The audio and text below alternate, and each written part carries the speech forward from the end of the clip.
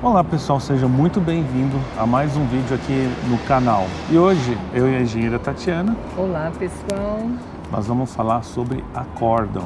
Você sabe, você é perito judicial ou assistente técnico, você sabe o que é um acórdão? Você acompanha os resultados do seu cliente ou até mesmo de mercado? Então vamos falar um pouquinho para você o que é e quais são os benefícios de você estar acompanhando esse tipo de decisão de tribunais superiores. Mas antes, você que caiu aqui de paraquedas, se inscreva no nosso canal, dê um like, compartilhe.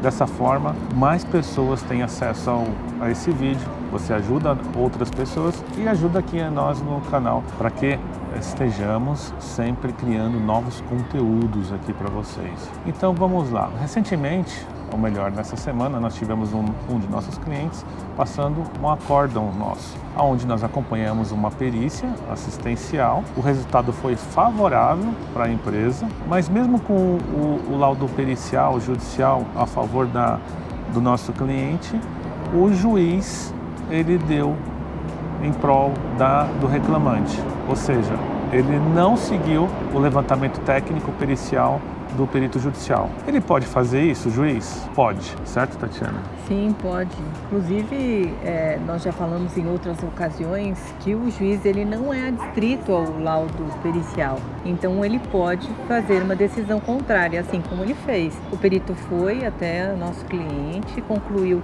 não haver, no caso, a questão da periculosidade, tá? E o juiz entendeu que contrário por algumas outras razões, enfim, e condenou a empresa ali ao pagamento adicional de periculosidade para o autor. A reclamada recorreu, então quando se recorre sobe, né? Aí vai para a segunda instância, no caso. Vai para a segunda instância, né? E aí o TRT, junto com uma turma de colegiados, analisou todo o caso, ou seja, analisou o laudo que foi feito pelo perito não caracterizando, analisou toda a questão ali que envolve a decisão do juiz para ser adstrito a esse laudo pericial, mas a defesa, né, toda a parte da defesa dos advogados do caso, e consideraram de fato não ser periculoso.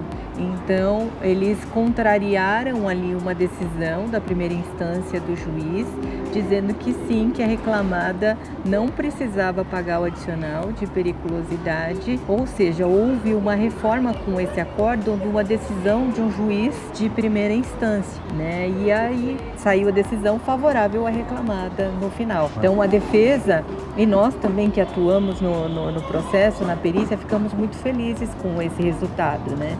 E é uma situação que a gente faz com habitualidade dentro do escritório. Não só dos nossos clientes, acompanhar quando tem um recurso, principalmente quando o cliente nos consulta e questiona se vale a pena pelo tipo de situação. E quando temos muitos elementos favoráveis, né, ou brechas significativas na legislação, nós colocamos esses pontos para os advogados e a gente gosta muito, na realidade, de estar sempre envolvido nesses outros processos, instâncias superiores e não só na primeira instância.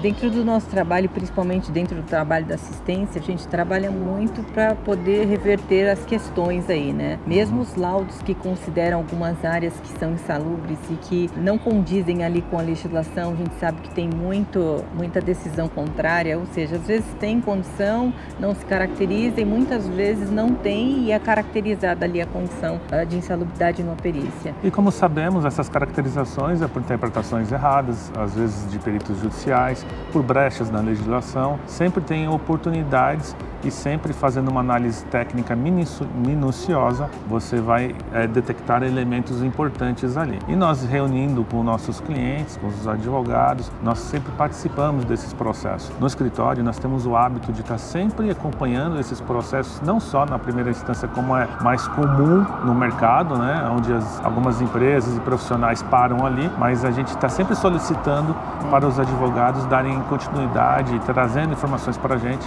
claro, se assim eles desejarem também, para que a gente conseguimos ter melhores resultados. Por isso da importância, né, principalmente para os assistentes aí que estão atuando nas perícias, né, se preocuparem bastante ali com a diligência pericial, com o parecer que vai ser feito. Esse trabalho é fundamental para a defesa fazer um pedido, por exemplo, para recorrer a outras instâncias, no caso de julgar o laudo improcedente, né, a conclusão improcedente, continuar ali nas outras instâncias brigando para demonstrar não haver a condição, quer seja de insalubridade e periculosidade. Então, esse tipo de trabalho, de análise, né, por parte do assistente, que vai dar subsídio para a defesa poder recorrer aí, para poder haver uma reversão de conclusão da primeira instância, assim como nós estamos falando.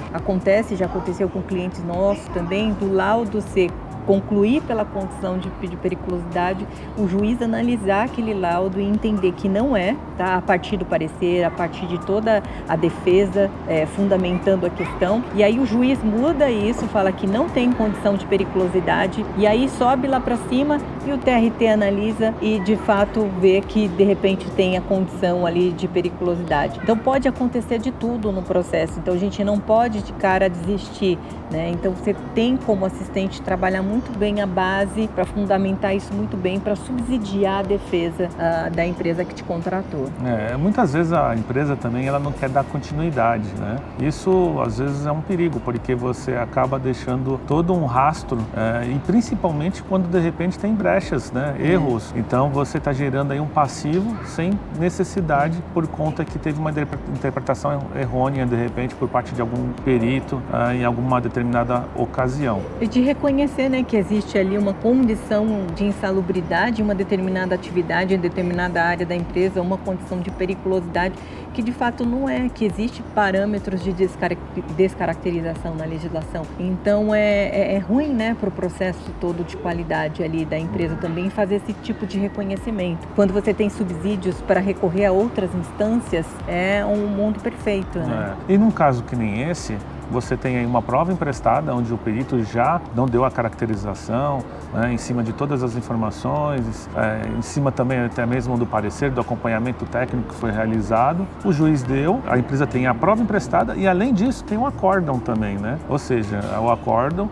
dando o mesmo entendimento do que o perito judicial lá na primeira instância. Então isso fica cada vez mais forte para a empresa estar comprovando que aquele determinado setor, aquela determinada função, aquela determinada atividade, realmente não existe a periculosidade ou a insalubridade. E a depender do número de processos que tem aí dentro da empresa, é um trabalho de formiguinha que a gente vai fazendo, tá? Entre a parte técnica, a defesa e até a própria empresa ali, as pessoas envolvidas ali na diligência pericial, porque não é de uma vez, às vezes, que você consegue reverter essa condição. Ela vai sendo revertida ao longo dos processos, né? Então nós vamos trabalhando ali questões primárias, né? Até de organização, de documentação. A defesa também vai entendendo todos esses parâmetros de como a gente vai trabalhando isso tecnicamente, juridicamente dentro do processo, e ao longo do tempo a gente vai revertendo essa situação a ponto dos laudos começarem a vir todos favoráveis aí para a reclamada. Então é isso, pessoal. A vida nos processos periciais, nas perícias, ela não termina na primeira instância. Às vezes é fundamental a empresa subir, principalmente quando ela está bem embasada, tem muitos profissionais de determinada área, onde pode gerar um passivo.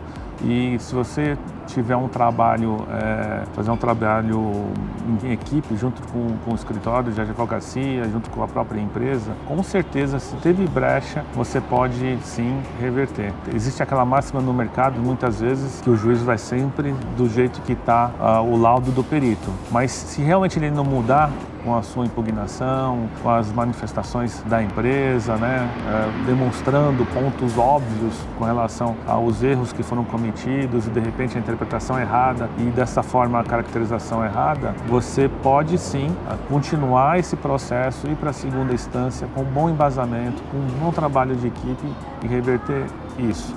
Existe sim meios de você demonstrar aquilo que você quer dentro de um processo, linkando com a legislação ao ponto favorável da empresa que você está defendendo ou o trabalho que você está realizando. Nós estamos falando isso tudo no exemplo com relação à reclamada, mas da mesma forma, você que é assistente de reclamante também, quando tem a certeza, também existe um trabalho e pode dar continuidade, né? Existe uma segunda instância, existe o acórdão justamente para garantir que seja um processo totalmente correto, alinhado com a legislação brasileira. Então nós ficamos por aqui, espero que você tenha gostado desse vídeo. É um assunto bastante amplo, né? Vamos com certeza em outras oportunidades trazer mais material sobre esse tipo de instrumento dentro do direito, que é o acórdão. Então, até o próximo vídeo. Até, pessoal.